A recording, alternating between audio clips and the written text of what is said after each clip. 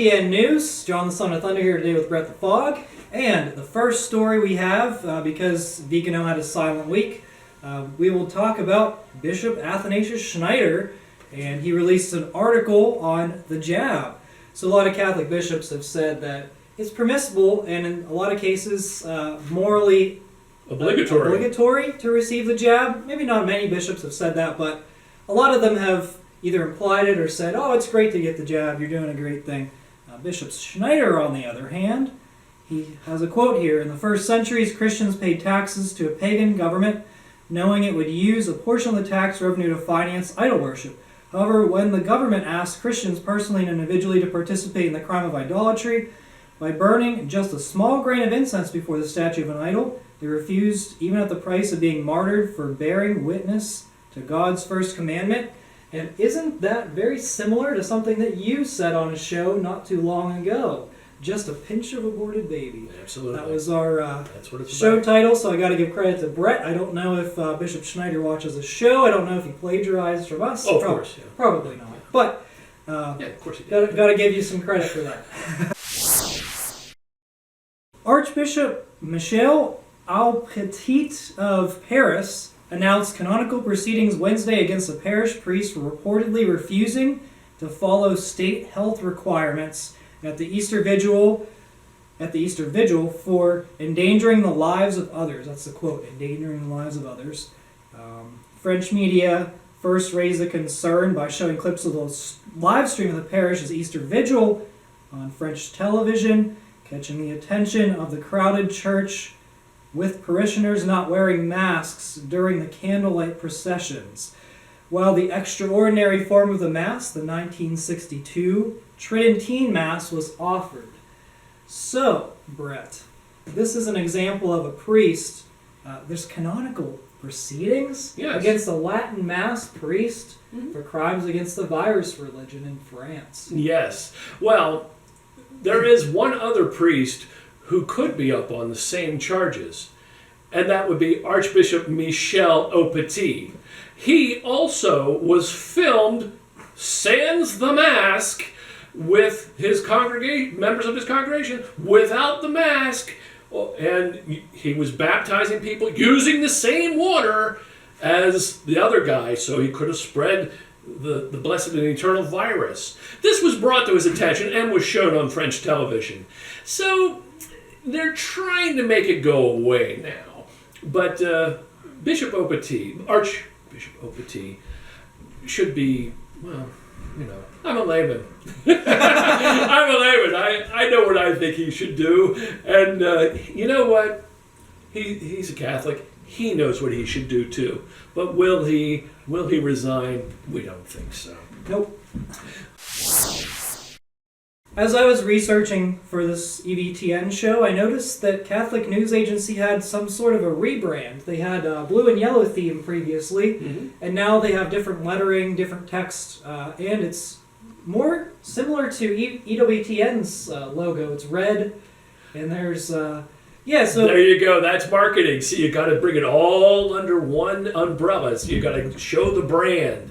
That makes National Catholic Register stronger. That makes ASI Prensa stronger, because we're all under one brand. This is nothing to do with Catholicism whatsoever, but it's a lot to do with marketing.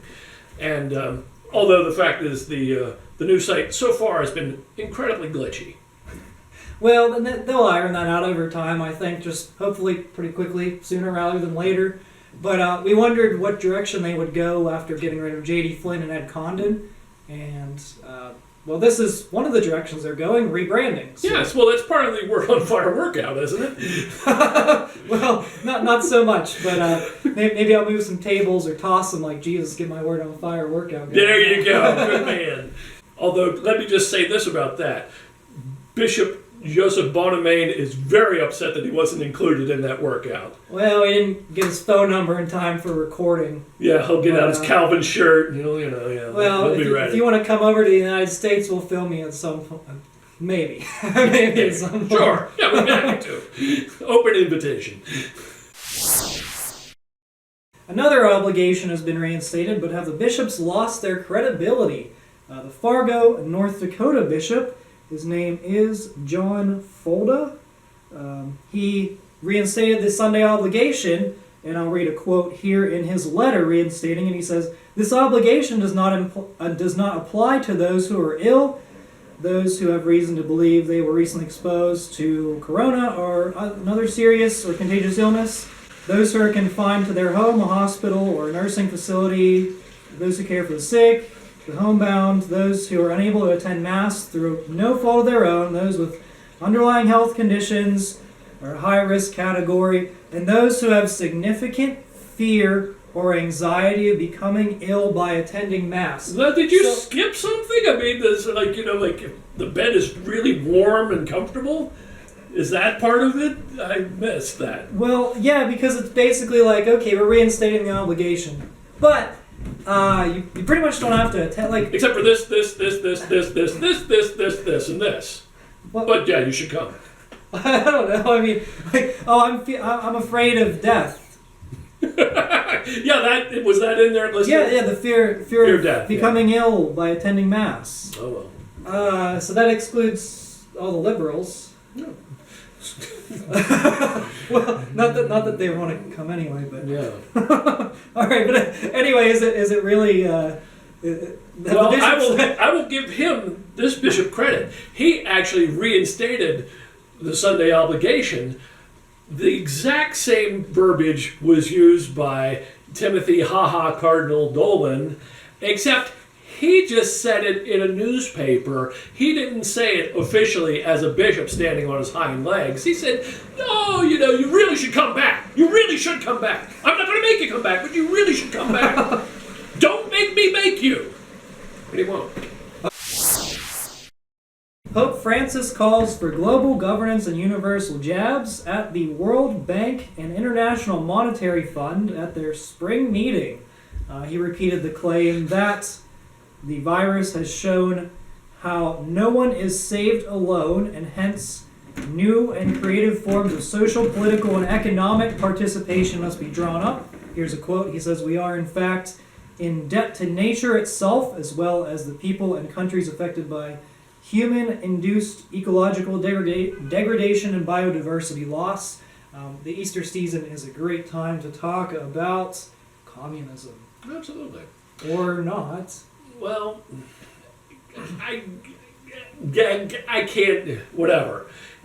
I thought you had to be Catholic to be the Pope, but all these people who scream, "Oh, Francis is definitely the Pope," apparently they don't have that problem. Well, and I think, like, if Pope Francis if you're going to get all bent out of shape about what Pope Francis says, maybe just tune out the news. It might be a helpful thing to do, and just watch the show, and we'll let you know if he commits a desolating abomination or abominations. Of desolation, yes. Or whatever. We'll let you know. Stay tuned. Could happen. Although, let me ask you this. So he was at the World Bank. Hoo-ha. Well, do you think he was fundraising while he was there? Do you think he was like shaking the basket, hoping for a little extra backsheesh? I mean, he needs it, right? I mean, he says he needs it. Yeah, with all the fraud that's been going on in the Vatican, he might need it. No, I think he either read a statement or said something online, submitted something. But yeah, I mean that does bring to question what state financially is the Vatican in. What I would imagine it's not very good. Everything we hear, it's not very good. Recently, there is a jab clinic on the property of a Catholic parish in the Diocese of Lafayette, Indiana. It was Our Lady of Mount Carmel Catholic Church in Carmel, Indiana. So, Brett, this was on church property.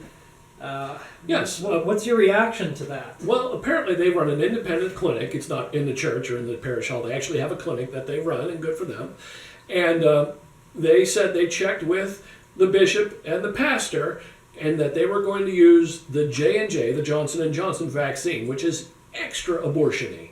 Now, even the, the dicastery of death that Palia runs, they said, all jab all the time, all abortion, we don't care. Even they said, avoid the Johnson & Johnson if at all possible. And if you do take it, you must, in some way, say that, experimenting with human aborted babies is bad. None of these things happen. So these people these Catholics were there protesting against other Catholics. So, I blame, of course, Pope Francis, just spreading more division and hate. Well, and the CEO of Johnson & Johnson is on that, what's it called? The forum... The Council for Inclusive Capitalism. Inclusive Capitalism, yeah, yes. Sure is. So, that works in some whatever twisted ways you can imagine.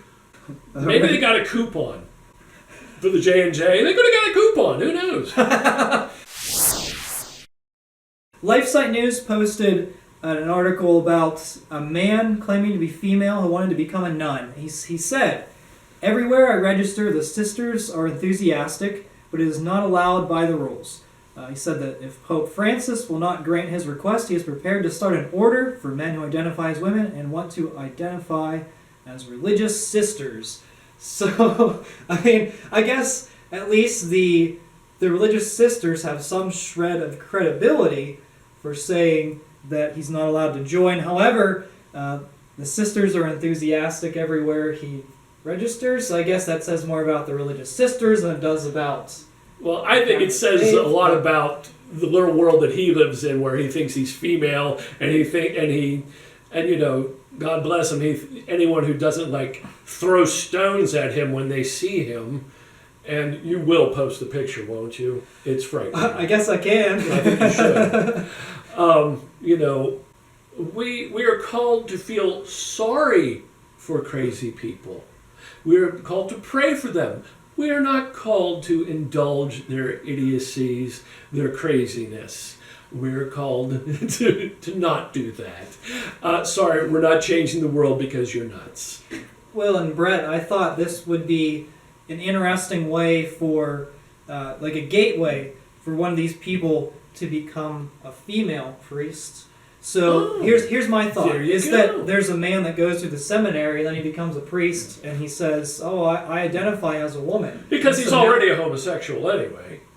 Right? Yeah. I mean, he's like already 40% of all Catholic priests. Yeah, he's already homosexual. Well, but then he would say, okay, so I identify as a woman, and so now I'm the first female priest. Can you imagine all the attention? Well, the media attention. I'm surprised no one has even thought of it yet. Well, great for putting it out there. Yeah, so I'm the one who thought of it, and so if anyone ever does this, you got to give me part of the profits from the media revenue and everything. Now, not that I encourage it, because that's not correct. Whatever you want to call it. Heresy, sacrilege, heresy apostasy. Is good. Yeah, I like all those. Yeah. Any of the words that we use. All these words that we use that apparently are losing their meaning in the Catholic Church. But it's invalid. That's what it comes down to. Okay. But I'm surprised that the bad guys haven't thought of it, because that the leadership in charge, maybe they won't openly encourage it, maybe they will. But even if they wouldn't openly encourage it, they wouldn't do anything about it. Because they haven't done anything about it. Germany can do whatever they want. They can give blessings to LMNOP people, and no big deal. They can defy the CDF, no big deal. But give communion to whoever shows up. The Protestant. Yeah, but if you're a traditionalist, you're a bad guy. If you wear a Saturno, you're rigid. You're a rigid priest. So anyway, as lay people, we're going to continue to speak out against this stuff. Stay tuned for more news. We're always keeping you informed here on EVTN News, because we are the laity, and we will not be silent.